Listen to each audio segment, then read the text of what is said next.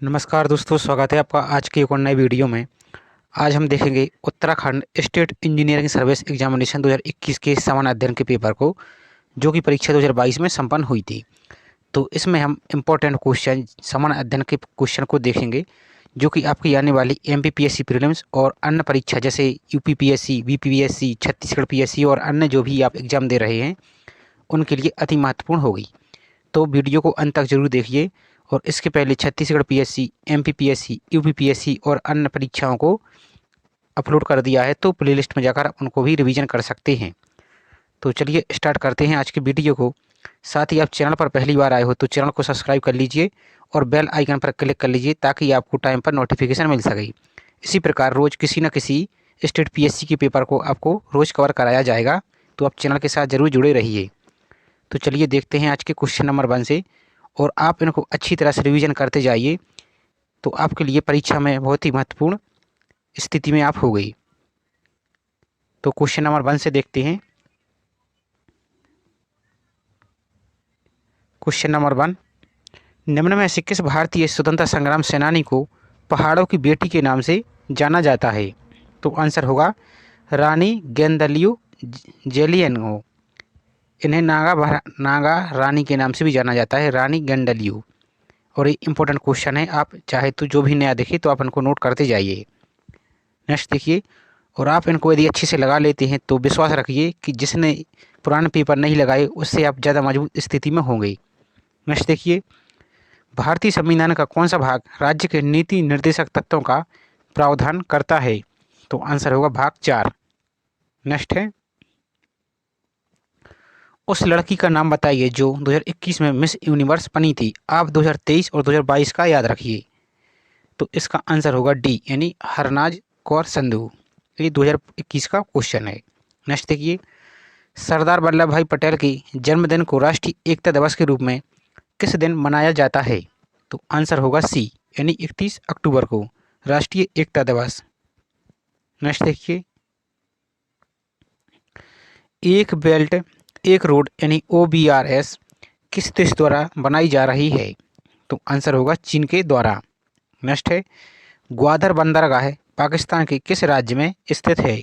तो आंसर होगा छठवें का सी, यानी बलूचिस्तान में। नेक्स्ट देखिए, कौन सी राज्य सरकार हिंदी सत्याग्रहियों को आजीवन मासिक पेंशन देगी? तो सातवें का आंसर होगा हरियाणा सरकार। नेक्स्ट है, निम्न टेनिस खिलाड़ियों में से किसने सबसे ज़्यादा संख्या में ग्रैंड स्लैम खिताब जीते हैं? तो आठवें का आंसर होगा बी, राफेल नडाल। नेक्स्ट देखिए, भारत में संविधान दिवस किस दिन मनाया जाता है? आंसर होगा ए, 26 नवंबर को, डॉक्टर भीमराव अंबेडकर की जयंती पर। नेक्स्ट देखिए, हार्नबिल एक राज्य का वार्षिक सांस्कृतिक महोत्सव है, यानी किस राज्य का ये उत्सव है? तो आंसर होगा नागालैंड का, जो कि 1 से 10 दिसंबर के बीच में आयोजित कराया जाता है। इसे फेस्टिवल के नाम से भी जाना जाता है, आप इसको भी याद रखें। ये एसएससी में बहुत बार पूछा जाता है। नेक्स्ट क्वेश्चन देखिए, क्वेश्चन नंबर 11, भारत के संविधान के किस अनुच्छेद के अंतर्गत राष्ट्रपति द्वारा भारत के सर्वोच्च न्यायालय से परामर्श मांगा जा सकता है? आंसर होगा बी, अनुच्छेद 143 के तहत।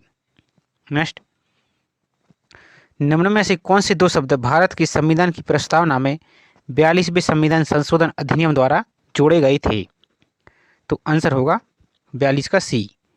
12 का आंसर होगा सी, समाजवादी एवं पंथ निरपेक्ष धर्मनिरपेक्ष शब्द को। नेक्स्ट है, लोकलेखा समिति में लोकसभा से कितने सदस्य निर्वाचित होते हैं? तो आंसर होगा 15 सदस्य। नेक्स्ट है, भारत के संविधान की 11वीं अनुसूची में कितने विषय रखे गए हैं? आंसर होगा 29 विषय। और नगरीय निकाय में तो उसमें रखे गए हैं 18 विषय, आप इनको भी याद रखें। नेक्स्ट है, भारतीय नागरिकता अधिनियम किस वर्ष में पारित किया गया था? आंसर होगा डी, 1955 में।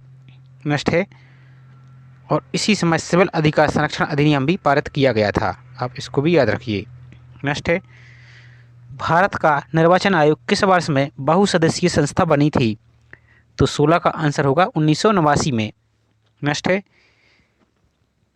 MKS प्रणाली में प्लांक के स्थिरांक का मात्रक क्या है? तो 17 का आंसर होगा डी, जूल सेकंड। नेक्स्ट, अनुनाद यानी रिजोनेंस की स्थिति में LCR परिपथ का शक्ति गुणांक क्या है? आंसर होगा ए यानी 1। नेक्स्ट देखिए, तांबे के एक तार से 1.6 MA की धारा प्रवाहित हो रही है, किसी बिंदु से 1 सेकंड में कितने इलेक्ट्रॉन प्रवाहित होंगे? 19 का आंसर होगा बी, 10⁻16। नेक्स्ट देखिए, स्वतंत्र भारत के प्रथम मंत्रिमंडल में निम्न में से कौन उसका सदस्य नहीं था? तो 20 का आंसर हो देखिए, आंसर होगा सी यानी लियाकत अली खां ये नहीं थे, जबकि मौलाना अबुल कलाम आज़ाद, रफ़ी अहमद किदवई, श्यामा प्रसाद मुखर्जी। और आप इनको याद रखें, ये इस टाइप के क्वेश्चन आपके MPPSC की भी फेवरेट क्वेश्चन हैं। नेक्स्ट देखिए, चुंबकीय फ्लक्स का SI मात्रक क्या है? तो 21 का आंसर होगा सी यानी एम्पियर प्रति मीटर। नेक्स्ट देखिए, फोटॉन का विराम द्रव्यमान कितना है? तो आंसर होगा 0। नेक्स्ट, निम्नलिखित श्रेणियों में से कौन सी श्रेणी दृश्य भाग में पाई जाती है? आंसर होगा बामर। नेक्स्ट, एस्केरिस लम्ब्रिकोडाइज का प्रचलित नाम क्या है? तो आंसर होगा सी यानी गोल कृमि, जो कि पेट के कीड़े हैं और जो निमोटोडा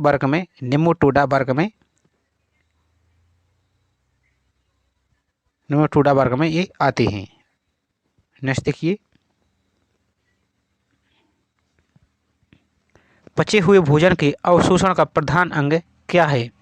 तो 25 का आंसर होगा सी यानी क्षुद्र यानी छोटी आंत, स्मॉल इंटेस्टाइन। नेक्स्ट देखिए, निम्नलिखित में से कौन सा सरीसृप युग था, यानी जिसमें सरीसृप थे जैसे डायनासोर वगैरह थे? तो 26 का आंसर होगा सी, मीसोजोइक युग यानी मीसोजोइक कल्प। नेक्स्ट देखिए, और आप इसके लिए जो युग हैं आप इनके लिए मेंस में भी देखेंगे पेपर 3 की यूनिट 10 में। नेक्स्ट देखिए, एक चारागाह पारिस्थितिक तंत्र में दीमक का पोषी स्तर क्या होता है? तो 27 का आंसर होगा प्राथमिक उपभोक्ता, यानी पेड़ पौधे हुए तो ये हुए उत्पादक, अब पेड़ पौधे को खाने वाला हुआ प्राथमिक उपभोक्ता। नेक्स्ट देखिए, भारत के किस राज्य में मानस अभयारण्य स्थित है? तो आंसर होगा 28 का बी, असम में। रेगिस्तान में रहने वाले जंतु क्या कहलाते हैं? आंसर होगा मरुस्थलीय। निम्नलिखित में से किसको जीवित जीवाश्म में माना जाता है? तो 30 का आंसर होगा डी यानी लिम्यूलस को। नेक्स्ट देखिए, 220 वोल्ट 100 वाट के बल्ब का प्रतिरोध कितना होता है? आंसर होगा 440 ओम। नेक्स्ट देखिए, स्टेम कोशिकाएं जो सभी कोशिकाओं में विभेदित हो सकती हैं वे कौन सी कोशिकाएं हैं? तो 32 का आंसर होगा डी, भ्रूण स्टेम कोशिका। और ये भी आप पेपर 3 में बायोलॉजी वाले, साइंस एंड टेक्नोलॉजी वाले टॉपिक में पढ़ेंगे तो आपको अच्छी तरह से इस समझ में आएगा। स्टेम सेल ऐसी कोशिकाएं होती हैं जो शरीर के किसी भी अंग को पुनर्जीवित कर सकती हैं और ये शरीर के अंग में बीच बीच में कुछ कुछ जगह पर पाई जाती हैं। तो जो जब चोट वगैरह कुछ भी लगती है तो ये स्वतः उसकी मरम्मत करती हैं, यानी ये भ्रूण कोशिकाएं होती हैं। नेक्स्ट देखिए, पौधे की लंबाई डैश से बढ़ती है? तो आंसर होगा 33 का सी, शीर्ष विभिज ऊतक से। नेक्स्ट देखिए, सिनकोना वृक्ष का कौन सा भाग मलेरिया रोधी दवाई बनाने के लिए प्रयोग किया जाता है? आंसर होगा छाल का। निम्नलिखित में से कौन एक सबसे हल्की धातु है? तो 35 का आंसर देखिए, आंसर होगा लिथियम। कार्बन का कठोरतम रूप इनमें से कौन सा है? आंसर होगा सी, हीरा। नेक्स्ट देखिए, सबसे अधिक संख्या में यौगिक बनाने वाली आदर्श गैस कौन सी है? तो 37 का आंसर होगा जीनोन।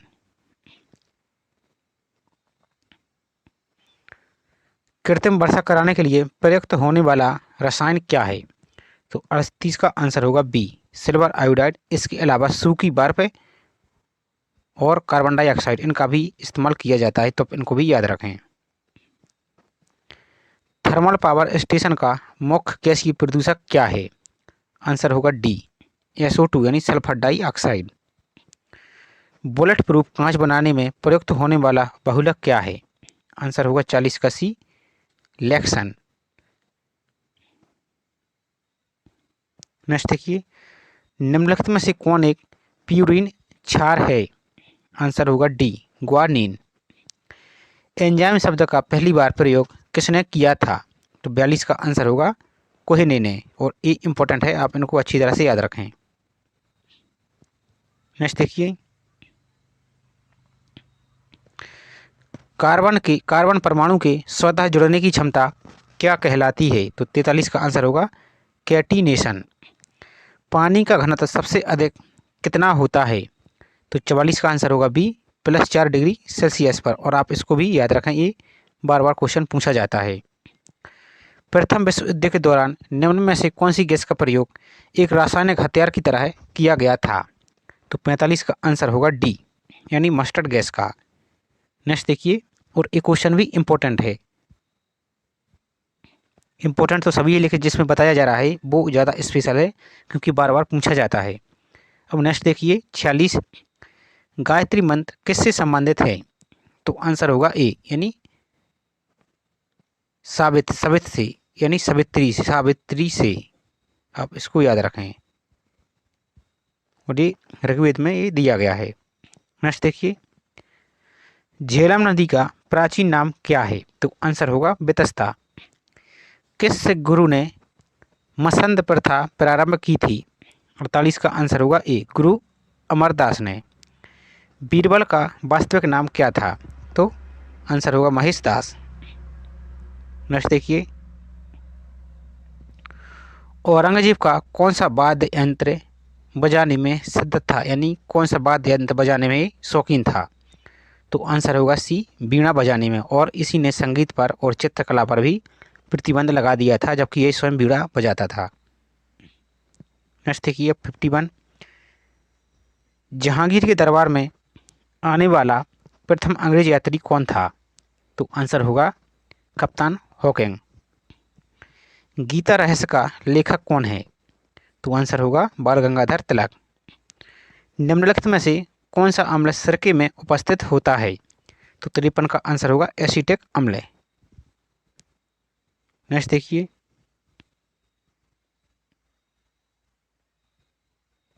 बक्सर के युद्ध में ईस्ट इंडिया कंपनी की सेना का सेना अध्यक्ष कौन था? आंसर होगा बी, हेक्टर मुनरो। 1843 के एक अधिनियम द्वारा भारत के किस प्रथा को अवैध घोषित किया गया? 55 का आंसर होगा सी, दास्ता की प्रथा को। बंगाल का पावना विद्रोह 1873 से 76 के बीच जो किससे संबंधित है? तो 56 का आंसर होगा किसानों से ये संबंधित है। नेक्स्ट, निम्नलिखित में से रस्तगुप्तार स्पीकर ऑफ ट्रुथ नामक समाचार पत्र का संपादक कौन था? और आप दोस्तों इनको अच्छी तरह से याद रखिए, यहाँ से क्वेश्चन जरूर पूछा जाता है पुस्तक एवं रचनाओं से। तो 57 का आंसर होगा डी, दादा भाई नौरोजी। हाथी दांत यानी टस्क एक परिवर्धित है, किसका ही परिवर्धित है? तो 58 का आंसर होगा ए, यानी ऊपरी कृंतक का। नेक्स्ट देखिए, निम्न विटामिन में से किस एक की अनुपस्थिति से रक्त का थक्का जमने में समय बढ़ जाता है? तो 59 का आंसर होगा ए, यानी विटामिन के में। और घाव भरने में कौन सा विटामिन मदद करता है? तो विटामिन सी, आप इनको भी याद रखें। निम्नांकित में से किस समिति ने किसानों की आय दोगुनी करने के लिए सुझाव दिए थे? तो 60 का आंसर होगा डी, अशोक दलवी समिति ने। और जो समितियां हैं महत्वपूर्ण, इनका MPPSC विविध की सीरीज के नाम से, उसमें 5 से 10 मिनट का वीडियो है, तो उसमें जो इम्पोर्टेंट समिति थी उसको कवर करा दिया गया है, तो आप चाहें तो रिवीजन के लिए वहाँ से उसको देख सकते हैं। नेक्स्ट देखिए, निम्नलिखित में से सार्वजनिक क्षेत्र के किस बैंक को 3 बैंकों के विलयन के रूप में सम्मिलित नहीं किया गया? तो 61 का आंसर देखिए, आंसर होगा पंजाब नेशनल बैंक को, जबकि bank of Baroda, Vijaya bank और देना बैंक को सम्मिलित किया गया है। नेक्स्ट देखिए, उद्यमियों को स्वरोजगार के लिए ऋण उपलब्ध कराने के लिए मुद्रा योजना के अंतर्गत कितनी श्रेणियां हैं? तो 62 का आंसर होगा बी, यानी 3 इसमें श्रेणियां हैं। इसमें है किशोर, सबसे पहले शिशु, किशोर और तरुण, ये 3 कैटेगरियाँ इसमें हैं।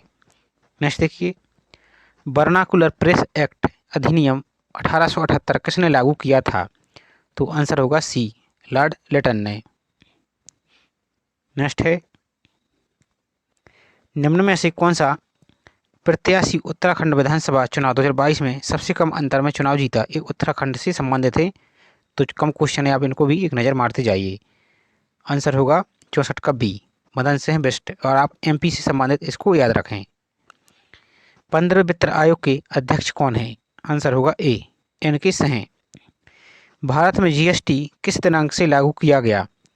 आंसर होगा 66 का सी, 1 जुलाई 2017 को। नेक्स्ट देखिए,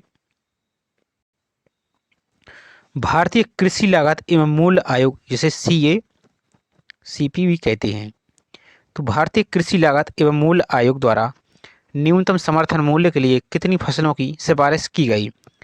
तो 67 का आंसर होगा 23 फसलों को। और एक क्वेश्चन ये भी पूछा जाता है कि भारत में न्यूनतम समर्थन मूल्य, जिसे एमएसपी कहते हैं, ये किसके द्वारा लागू किया जाता है? तो उसमें कृषि मंत्रालय, वाणिज्य मंत्रालय, उद्योग मंत्रालय, सभी इस टाइप से ऑप्शन दिए रहते हैं, और एक ऑप्शन ये भी दिया रहता है। तो भारतीय कृषि लागत एवं मूल्य आयोग ये एमएसपी निर्धारित करता है, तो आप इसको भी याद रखें। नेक्स्ट देखिए, निम्नलिखित में से ease of doing business report कौन प्रकाशित करता है? तो 68 का आंसर होगा बी, विश्व व्यापार संगठन। नेक्स्ट देखिए, अब निम्नलिखित में से कौन सी एक डिवाइस को भिन्न प्रकार के नेटवर्क को जोड़ने में प्रयुक्त किया जाता है? तो 69 का आंसर होगा गेटवे को। और इन टाइप के क्वेश्चन को आप अच्छी तरह याद रखें, क्योंकि आपकी इंफॉर्मेशन टेक्नोलॉजी का भी ये पार्ट है।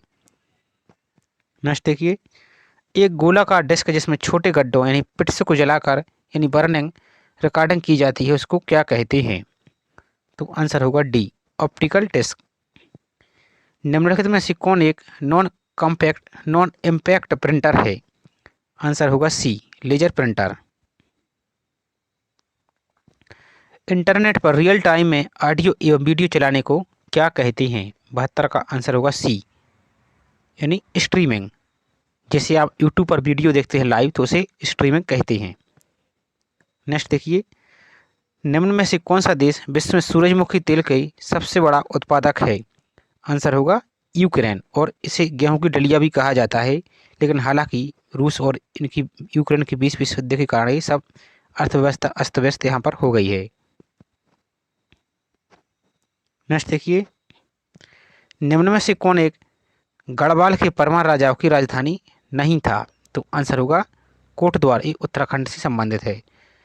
राशि मंडल की छठी राशि कौन सी है?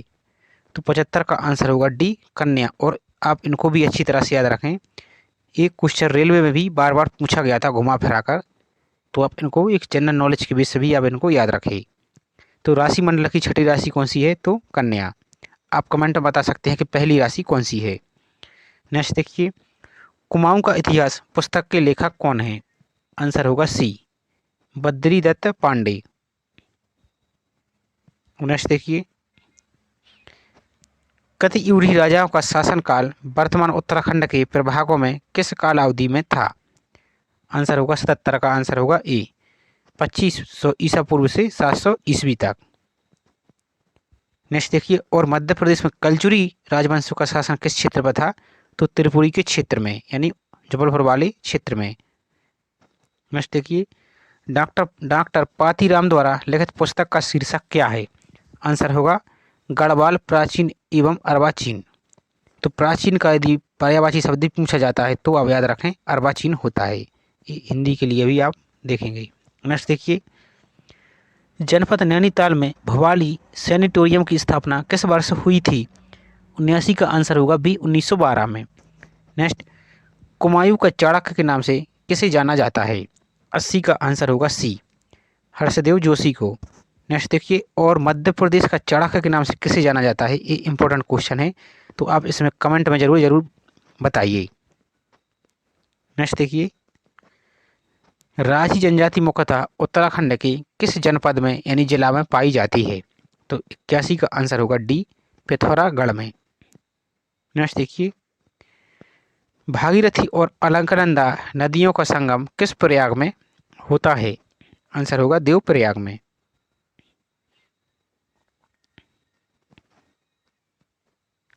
हमारे सौर परिवार के सबसे बड़े ग्रह का नाम क्या है? तो 83 का आंसर होगा बृहस्पति। नींबू यानी सिट्रस परिवार के अधिकांश फलों में किस विटामिन की प्रचुरता होती है? आंसर होगा सी, यानी विटामिन सी की। फूलों की घाटी किस जनपद में स्थित है? आंसर होगा बी, चमोली जिले में। नेक्स्ट देखिए, और फूलों की घाटी एक राष्ट्रीय उद्यान भी है। शालीमार बाग किस राज्य केंद्र शासित प्रदेश में ये स्थित है? तो 86 का आंसर होगा सी, जम्मू कश्मीर में। उत्तराखंड राज्य के पहले मुख्यमंत्री कौन थे? आंसर होगा डी, नित्यानंद स्वामी। और मध्य प्रदेश के कौन थे? तो रविशंकर प्रसाद। नेक्स्ट देखिए, भारत की पहली संपूर्ण जनगणना किस वर्ष हुई थी? 88 का आंसर होगा डी, यानी 1881 में। नेक्स्ट देखिए, और प्रथम बार हुई थी 1872 में और नियमित रूप से हुई थी 1881 में। उपन्यासकार शिवानी का वास्तविक नाम क्या था? तो 89 का आंसर होगा बी, गौरा पंत। अब नेक्स्ट देखिए, कुमायूं मंडल का प्रथम कमिश्नर कौन था? तो 90 का आंसर होगा बी, ई गार्डनर। नेक्स्ट क्वेश्चन, कंप्यूटर के मस्तिष्क को किस रूप में जाना जाता है? आंसर होगा सीपीयू, सेंट्रल प्रोसेसिंग यूनिट। निम्नलिखित में से भिन्न को चुनिए। तो 92 का आंसर होगा बी, यानी सी। जबकि एंड्रॉयड, आईओएस, सिमियन ये क्या है? ऑपरेटिंग सिस्टम है। सी क्या है? जैसे सी प्लस प्लस, ये क्या है? एक प्रोग्रामिंग भाषा है। नेक्स्ट देखिए, इंटरनेट यानी अंतर्जाल का जनक किसे कहा जाता है? तो 93 का आंसर होगा बेंटन शेर्प को। इंटरनेट का जनक है बेंटन शेर्प। ये भी इंपॉर्टेंट क्वेश्चन है, आप इनको याद रखें। नेक्स्ट देखिए, निम्नलिखित में से कौन सा संचारण का माध्यम नहीं है? तो 94 का आंसर देखिए, आंसर होगा डी, मोडेम। मोडेम क्या है? मॉड्यूलेशन और डीमॉड्यूलेशन इसका फुल फॉर्म है। नेक्स्ट देखिए, 2016 और 2020 ओलंपिक खेलों के लिए मेजबान शहर क्रमशः और कौन कौन थे? तो 95 का आंसर होगा बी, रियो डी जेनेरो और टोक्यो ए आयोजित शहर थे, ब्राजील और जापान। नेक्स्ट देखिए, निम्न में से वर्तमान में भारतीय महिला हॉकी टीम की कप्तान कौन है? तो ये आप इसको वर्तमान से अपडेट करके जरूर देखिए करंट से, तो आप इसको अभी छोड़ दीजिए, गलत याद मत कीजिए। हालांकि आंसर आप चाहे देख सकते हैं, रानी रामपाल थी उस टाइम। अब आप इसको वर्तमान में देखिए। उत्तराखंड में निम्न में से कौन सा पोलिंग स्टेशन सबसे अधिक ऊंचाई पर स्थित है? तो आंसर होगा गंगोत्री। नेक्स्ट देखिए, महिला एवं बाल विकास मंत्रालय भारत सरकार द्वारा निम्न में से कौन सा पुरस्कार महिलाओं के आर्थिक एवं सामाजिक सशक्तिकरण के क्षेत्र में उत्कृष्ट योगदान की पहचान के लिए नहीं दिया जाता है? इनमें से आपको बताना है कौन सा नहीं दिया जाता। तो 98 का आंसर होगा डी, गीता चोपड़ा पुरस्कार ये नहीं दिया जाता। जबकि कनगी देवी पुरस्कार, रानी रुद्रमा देवी पुरस्कार, देवी अहिल्याबाई होलकर पुरस्कार ये सभी दिए जाते हैं। नेक्स्ट देखिए, सेकंड लास्ट क्वेश्चन, गलत जोड़े को पहचानिए। तो आंसर होगा NCERT हरिकेश सेनापति। जबकि DRDO जी सतीश रेड्डी, ISRO यानी इसरो के एस सोमनाथ और UGC के एस जगदीश कुमार। आप इनकी वर्तमान को अपडेट करके जरूर याद रखें, इनको आप छोड़ दीजिए। वर्तमान की आप जो नई नियुक्ति हुई है उनको याद रखिए। लास्ट क्वेश्चन आज का, क्लिफ बोर्ड से डाटा को दस्तावेज में कॉपी करने को क्या कहते हैं? तो आंसर होगा पेस्ट। यानी आप किसी टेक्स्ट को एक बार कॉपी करते हैं और उसको दूसरी जगह पर टाइप करते हैं, तो टाइप यानी एक साथ उसको कॉपी करके एक जगह दूसरी जगह प्रतिस्थापित करते हैं, तो उसको क्या बोलते हैं? पेस्ट बोलते हैं। तो इस प्रकार ये 100 क्वेश्चन कंप्लीट हुए। अब आपको इसकी ऑफिशियल आंसर की भी दिखा दी जा रही है। यदि किसी क्वेश्चन में आपको डाउट हो तो आप वहाँ से इसको चेक कर सकते हैं। तो ये रही आपकी ऑफिशियल आंसर की। एग्जामिनेशन 2021 का था और 2022 में परीक्षा संपन्न हुई थी। तो आप इनको एक नज़र अच्छे से आंसर की भी चेक कर सकते हैं।